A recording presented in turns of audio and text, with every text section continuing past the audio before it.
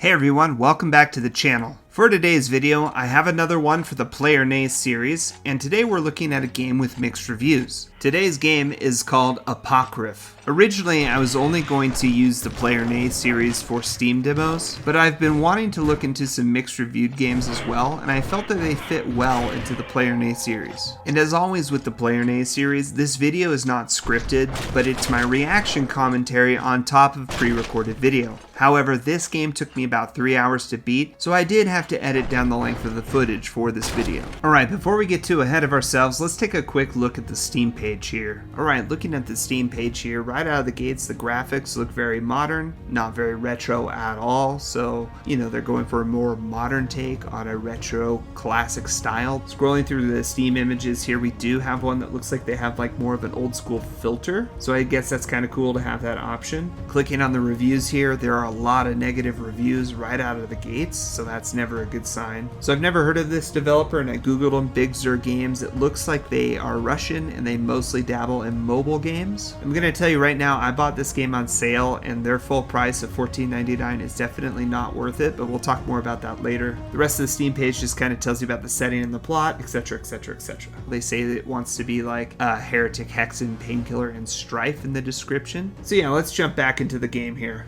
So right out of the gates, this game is spawning us in without any weapons, just these metal fists. And if you recall in Hexen, the fighter spawns without weapons, and so this game is saying it wants to be like those games, so this is a good little throwback to the games of old. Alright, so we're just bashing up some skeletons, pretty standard. Graphically, it looks very modern. Alright, we got some imp looking dudes here. Smash these guys up. Got some punches, got some kicks. This is the part where I like to get mesmerized by the bouncing giblets all over the wall. Sorry for the little jump here, I actually changed the FOV. Weird little glitch here where my cursor's stuck on the screen. Got a bunch of baddies we're gonna have to carve through. Nothing too fantastic about these enemies, they just kind of charge.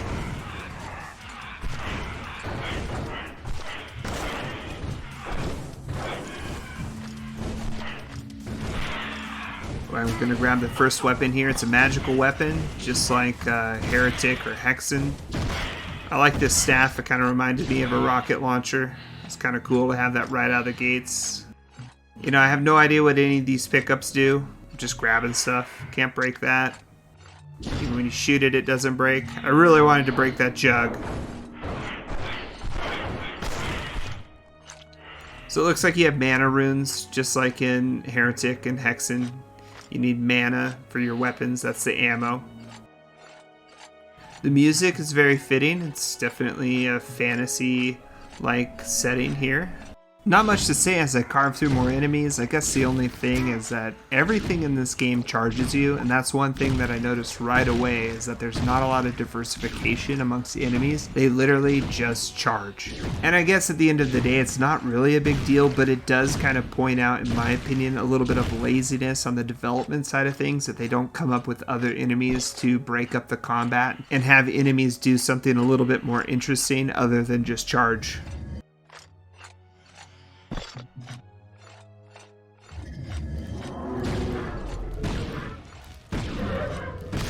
I do have to say it's pretty satisfying to shoot something and have it fall apart in a bunch of meaty chunks.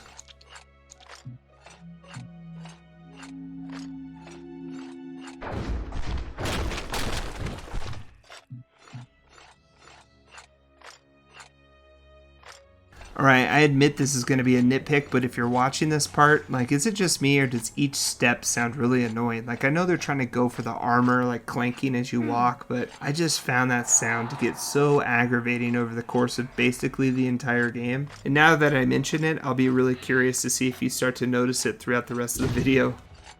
I want to talk a little bit about the art direction or the aesthetic of this game, or honestly the lack thereof. The textures all feel like they're just kind of haphazardly slapped on there, and the lighting doesn't feel like there's much work put in behind it. There's very many areas that are way too dark, and a lot of the textures, especially the wall textures, look really slimy or wet. And to get technical, that's just a normal map issue. The normal maps are really too strong on these textures. But everything has this like gritty, dark, dirty, almost too realistic feel to it. And since there's no fidelity with the lighting, you kind of have this flat environment, and it makes everything look really cheap. Almost like when you see amateur renderings on like DeviantArt or something like that. So I really think this game could have benefited from much better lighting, to be honest. Alright, skipping ahead to these power shooter gauntlet things, I have to say this was probably one of the coolest weapons in the game in my opinion, like a machine gun type weapon. Also, one thing that I thought was cool is that the music changed to more of a heavy sounding metal when you were getting in combat, which, you know, of course reminds me of Doom.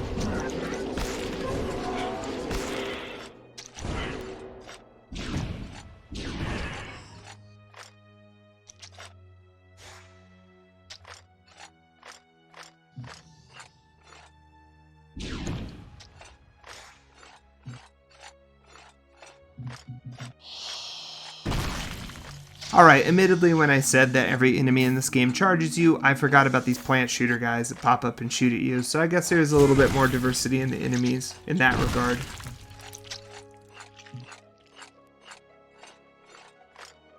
Alright, I'm going to give you guys my first real honest impressions of this game as this next big battle plays out. I remember initially feeling really underwhelmed by this game. There was just something about it that felt really cheap, and I don't really know exactly what that is. And by cheap, I don't mean that this developer didn't have enough money or budget to bring us a really great game. I just remember feeling that this game was very, very basic and not a lot of depth to it.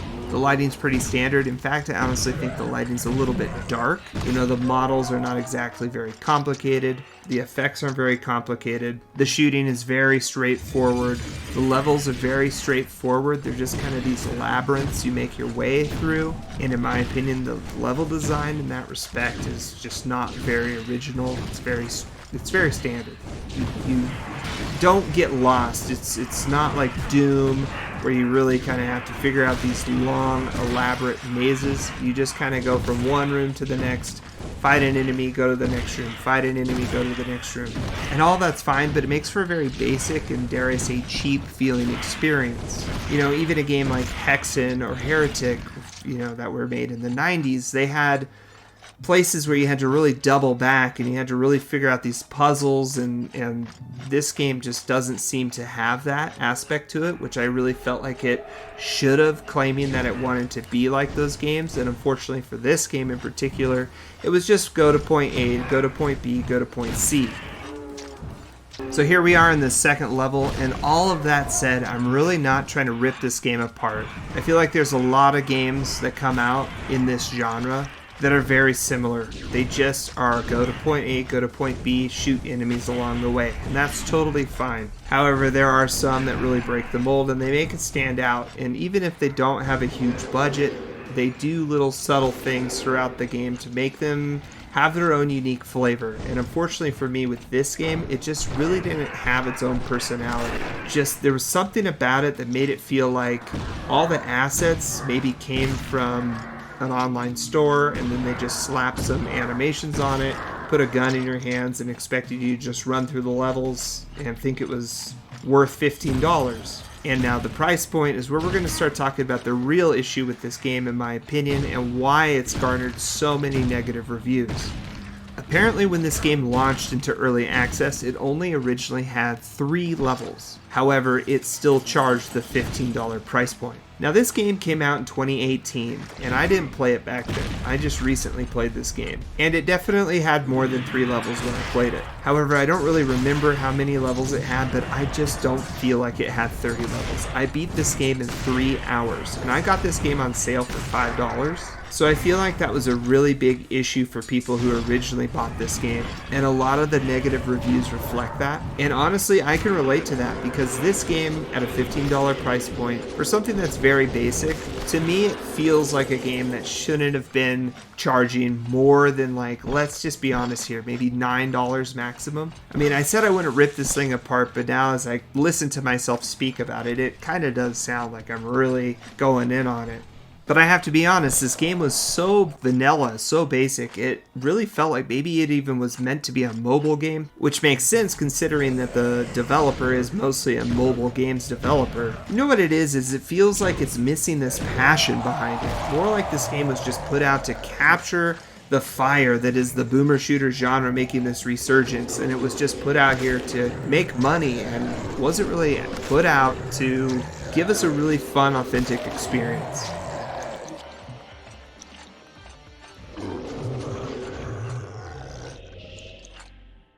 As for the difficulty of this game, it's not really that difficult. I played on the hardest difficulty, and as you can see, I definitely took a lot of damage, but the enemies weren't exactly hard to kill. And I think that's mostly because the AI had them just chasing me instead of, trying to cut me off or stay at a distance and throw stuff at me or anything like that. There wasn't a huge variety.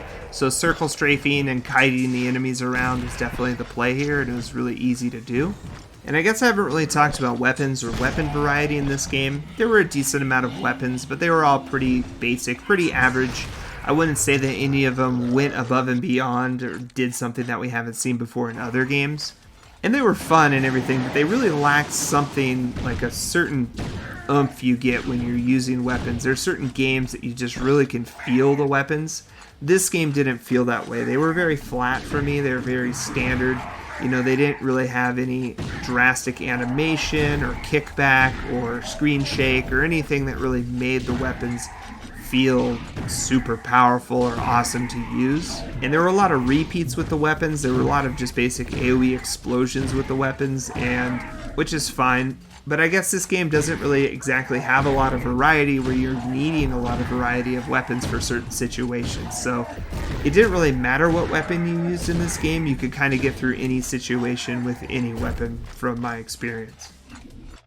So I've already talked about this game for about 11 minutes now, and I really have only showcased the first couple of hours of gameplay. However, there's no real reason for me to showcase you really much else, to be honest with you, because so much of this game is rinse and repeat. And that's another issue I have with a game like this. When you have a game that's so one-dimensional, there's really no reason to extend it out over hours and hours and hours. So I guess, in a way, I'm grateful that this game only took me about 3 hours to get through. Any more than that, I think that it would be much more of a painful experience, to be brutally honest. So in that respect, I think the amount of time it takes to get through this game is spot on. It even could be shorter, to be honest with you. The price point's just out of whack for the amount of content. So I think if this is a game that somebody wants to check out, they really need to get it at a very discounted price. And since I'm at risk of continually repeating myself here and I don't want to beat a dead horse, I will talk about one more final aspect of this game and then we'll end the video. And that is the boss fights.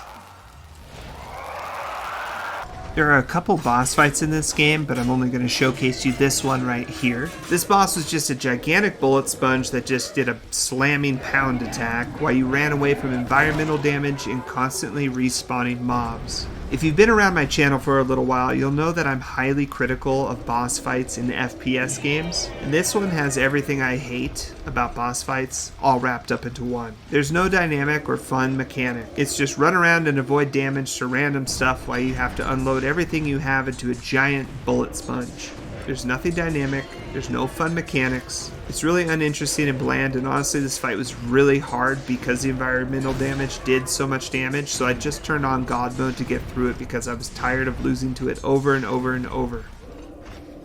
So there you have it, guys. That's my take on Apocryph from Bigzur Games. I'll be honest with you, the more I talked about it and the more I started to rewatch the footage, the more I realized that I just, quite frankly, didn't really enjoy this game. While I can appreciate and understand what they were trying to go for, unfortunately I think this game just fell flat in too many ways. While the weapon system is adequate and the gore and jibs is actually pretty cool in this game, the combat feels pretty one-dimensional and tedious, and the enemies are all just the same, reskinned over and over again.